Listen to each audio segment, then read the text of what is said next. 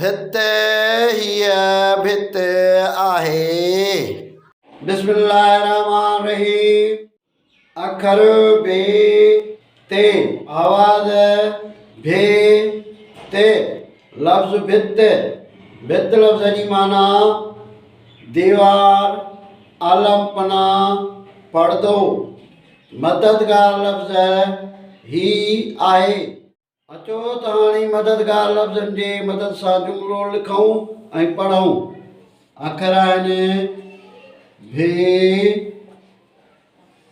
ते, आवाज़ आहिनि भे ते, लफ्ज़ आहे भित। भे ज़ेरे भे, ते ज़ेरे ते, भित। मददगार लफ्ज़ हाये ज़ेरे ही, हमज़ो ज़बर हीअ। भे ज़ेरे भिते ज़ेरे ते, भित। अलफ मदो आ, हाये हे आहे। हाये ज़ेरे ही, हमज़ो ज़बर हीअ। भे ज़ेरे भित, ते ज़ेरे ते, भित। अलफ मदो आ, हाये हे आहे। ही भित आहे। भित सिरुनि ऐं मिटीअ मां राज़ो ठाहींदो आहे। भित घरनि खे ठाहिण में मदद ॾींदी आहे। भित लफ़्ज़ अदद वाहिद आहे। भितियूं अदद जमा आहिनि। भित लफ़्ज़ ग्रामर में इस्म आहे। भित मोनस लफ़्ज़ आहे। भे ते अखर मां लफ़्ज़ भित, भत, भतल, भितर। अॼु जो पहाको आहे आहिस्ते, भित खे बि कन अथई। ॿारनि जी मशहूरु चवणी भित ते नोड़ी मींहुं आयो ट्रोड़ी। अचो त हाणे ॿ अखर, ॿ आवाज़, ॿ लफ़्ज़ माना अलॻि अलॻि पढ़ूं। अलफ ठे, अखर आहिनि अलफ ऐं ठे। आवाज़ पहिरीं कंदासीं हिननि खे।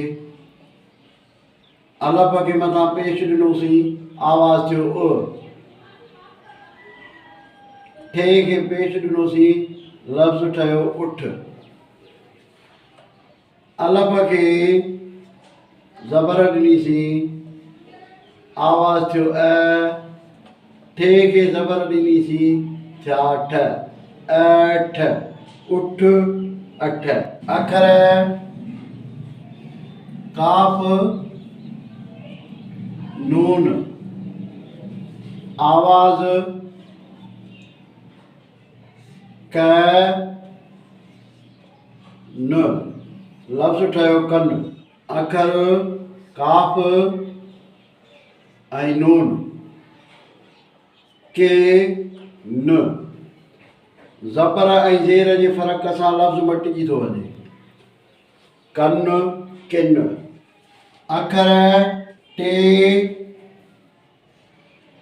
पे, आवाज़ ट, प, ट्र, प। अखर टे ऐं पे, आवाज़ ट ऐं प, लफ़्ज़ मिलाईंदासीं, पाण में मिलाईंदासीं, लफ़्ज़ ठहंदो टप। टे ऐं पे, आवाज़ थींदो मथां पेश थियसि, आवाज़ थींदो ट्र, प, ट्रुप। अखर पे, लाम, आवाज़ प, ल, लफ़्ज़ ठहियो पल। आवाज़ पे, ले, पिल। ॿारनि जे गोलनि खेॾण जी पिल। पल, पिल। इहे हुआ ॿिनि अखरनि मां ॿ आवाज़, ॿ मानाऊं, ॿ लफ़्ज़। हाणे तव्हांखे उहे लफ़्ज़ ॿुधाईंदासीं जंहिंजे आख़िर में आवाज़ गार आहिनि। उहे लफ़्ज़ आहिनि मददगार, रोज़गार, तलबगार, आबादगार, आज़मूदगार, ओशगार, अफ़साना निगार, अफ़गार, औदगार, बंगार।